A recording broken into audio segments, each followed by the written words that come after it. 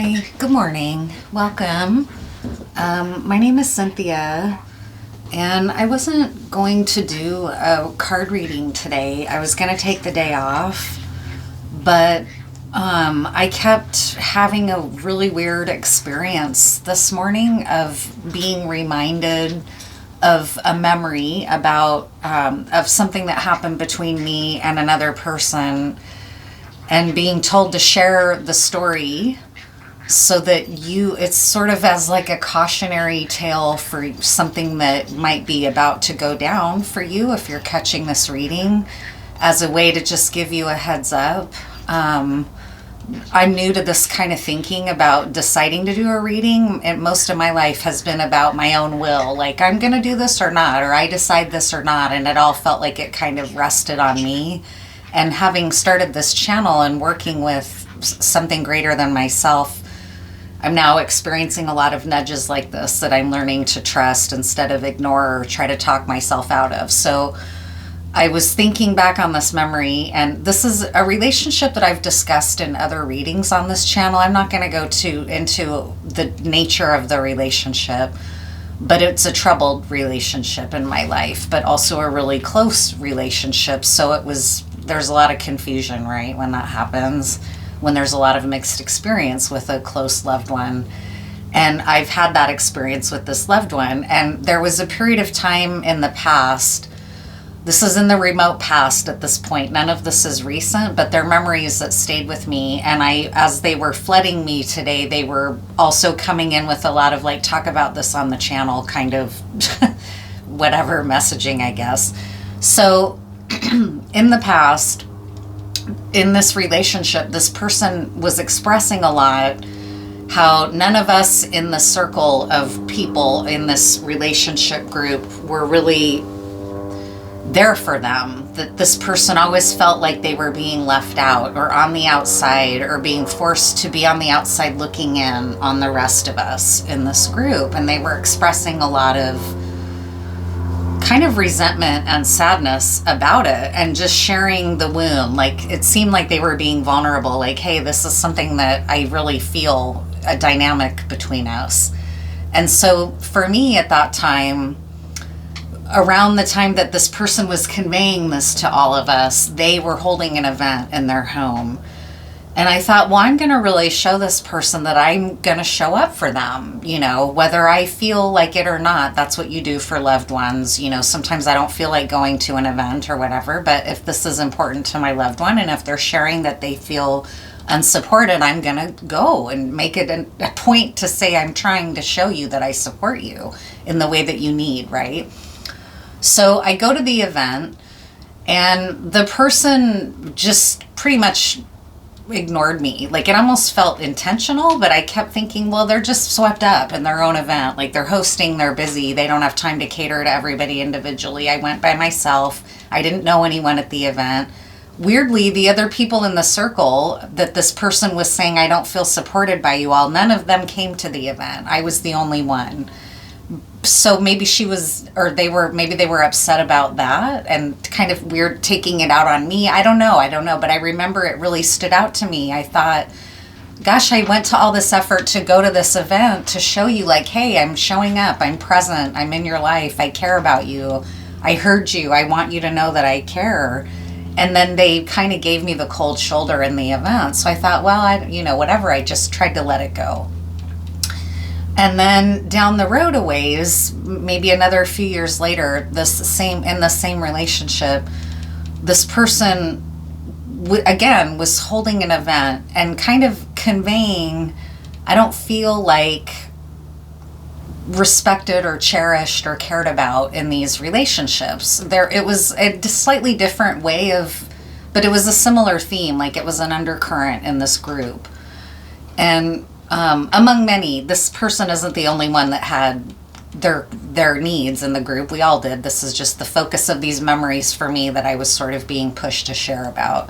So the same person, a few years later, holding an event, expressing vulnerability about feeling not loved or cherished or connected to this group. And then they started to say, God made me a promise that all of these loved ones would sit with me at a table. And I remember when they were saying that to me, they were looking at me and kind of staring me down. And the unspoken message was, you are obligated to do this for me because God promised me that this would happen. That everybody that I wanted to be here would be here and sit with me around this table. So it was like they were saying this beautiful thing that they had experienced, but the way that they were conveying it to me was threatening, almost like how disappointing it would be for God if I didn't go, right? Like if I decided not to go to this event and be seated at this godly table. And so I remember back then, again, this is in the remote past, this is a long time ago, but it stood out because I remember feeling spiritually or emotionally blackmailed, but I was a lot younger and I didn't really have the language or the grasp on that. Like I didn't know how to put words to what I felt. There was just something about it that felt wrong or that felt violating to me. Like, well, who are you to determine for me what I'm supposed to do for God? Like, it's like you're the vehicle for God's message for me. And I'm not necessarily even a person that defines my maker by the term God, but sometimes I do, just like a shorthand, right? Like God, we all know what that means, right? That's not necessarily my word choice, but it's a shorthand to get to the point. So at the time I felt all those things, but I didn't really have language for it because I wasn't particularly spiritual like this person to be using language like that. Even like God made me a promise that all my loved ones would be seated at my table. Like I didn't even exist in that kind of framework. It makes more sense to me now as I'm more of a spiritual person, even though that's still not in a way that I would operate. And so it felt really weird and it never settled with me because then when I went to the event, there was never I never experienced a feeling of loving, filling cup, right? Of like, this is where all of us feel uplifted and loved. Like I felt again like a sense of theft because when I was then at the event, it didn't fill me up. I felt like I was at an event that was about appearances in a way. There was something that didn't feel like I was being included, even though the person was conveying how important to them it was that I be there because God had said that I should be there, right? But then once I was there, I didn't really feel the same love. I don't know. I don't know how to capture it in words. So I'm supposed to tell this story here. And it might be because you are feeling manipulated spiritually by a spiritual person in your life. To me, that's what this message is about. Is that somebody may be claiming to speak for a higher power and they're trying to do that from a position of authority in your life and it's not sitting right with you, but you're not sure how or really where to even have your bearings, because that's how I felt. In both of those encounters, I went away from them both feeling a theft of myself, kind of, and it never felt good. But I don't think I've ever even really thought about those two encounters in this way until today, before this reading. So it's kind of wild, and I'm just trying to go with it. So now I'm going to pull some cards for you. You'll know if this is your reading because this will be resonating with you. The Tower and the Princess of Cups. So something about the pureness of an offer or the generosity of spirit is being shaken at the foundation here in your world to some degree, is what I'm picking up on.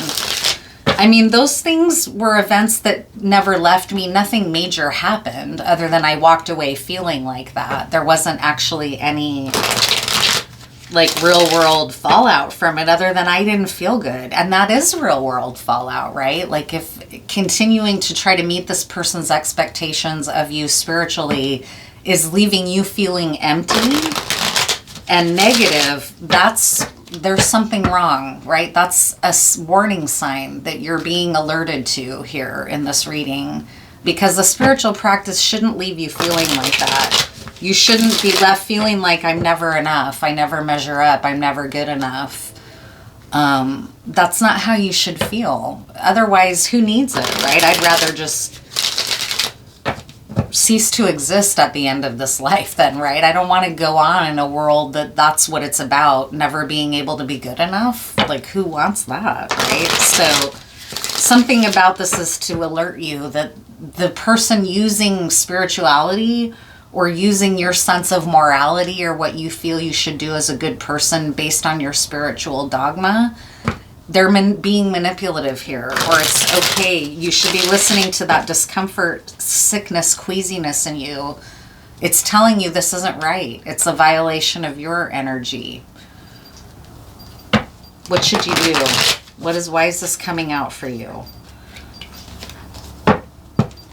What should you do? Yeah, Ten of Swords, really, swords. The Ten of Swords is not necessarily a negative card, but it's coming up in this wounding way like this. You're trying to get your sense of equilibrium back in this relationship.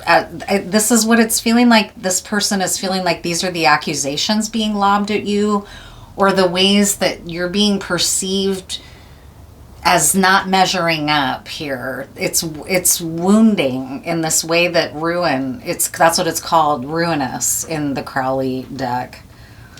The challenge is getting the clarity of mind that the Six of Swords brings, like in the Crowley deck, the wisdom of the scientific mind. The lesson here is that something about this experience is planting a seed for you. The advice is to be a Queen of Wands. So it's to get back into your creative energy, to know that you are able to create your own reality and define your own experience out of your own sacral chakra. It is not for somebody to come in and start telling you what is your obligation to do with your own sacral energy. Like maybe there's a dogmatic belief in some evangelical Christian, almost like the trad wife community, where you should never turn your man down for sex no matter what. And I actually, through these relationships that I'm even describing, so again, there's some kind of link with spiritual manipulation. And it even goes into this direct relationship that I reflect back on. There was a partner through those relationships that never turned her husband down ever.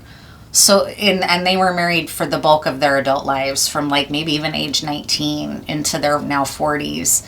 And her practice is to never say no, which there's something very beautiful and generous about that to a degree, except that we're all living in human bodies on the earth plane. And sometimes we don't feel good, right? Sometimes our body doesn't feel good. Sometimes our emotions are not in alignment with opening up our body to somebody else, even someone like our husband.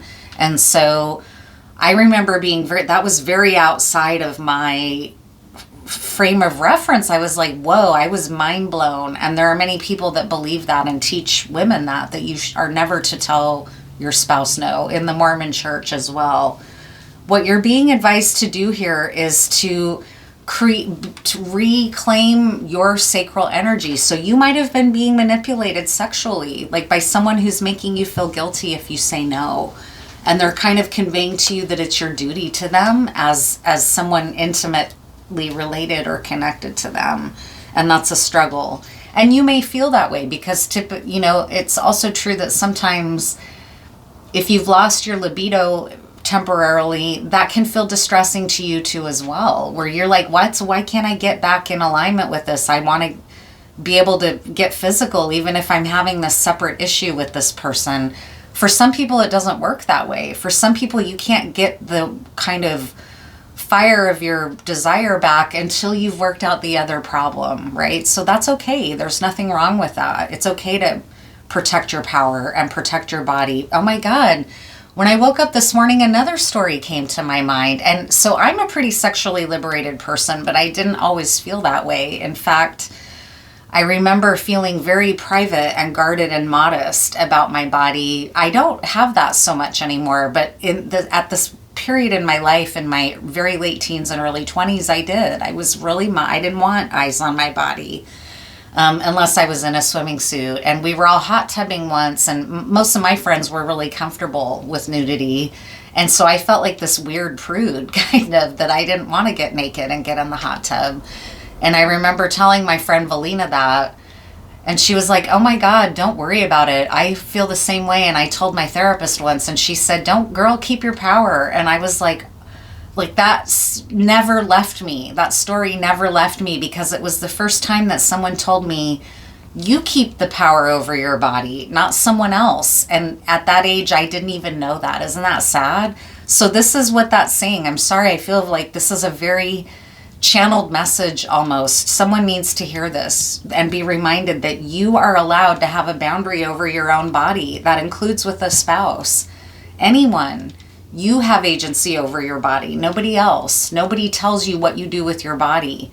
You can decide consensually to submit to someone else's will. Like many people do that bodily. Like I go somewhere 40 hours a week and work for an employer, and I've consented to that, and in exchange I get money, right? Like there's all kinds of ways that this can look, but ultimately you're needing the reminder that you are okay to say no, okay? And where things are headed is a completion, which I hope that's reassuring.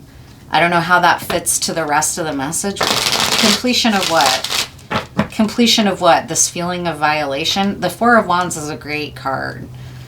Maybe it's like a reconnection, like, oh yeah, that's right. I got lost for a minute, but now I'm back in my center, and I know that I determine my fate, and I determine what happens to my body.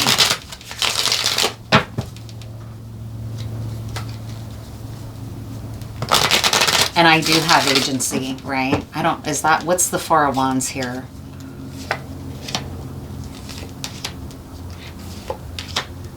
Yeah, it's redistributing and having a hard boundary in relationships where you take a lot of your energy back from someone who's been continually sending you a message that your energy isn't yours, or that you owe them, or that you're failing them. That's like a coercive control kind of tactic is what's coming through here.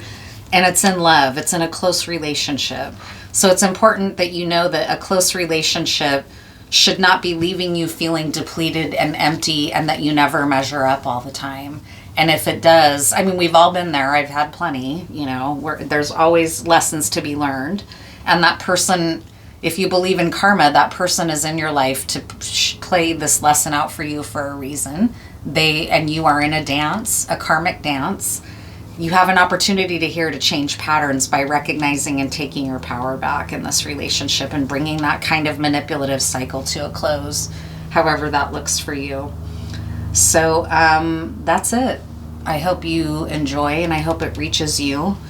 And I'll see you in the next one.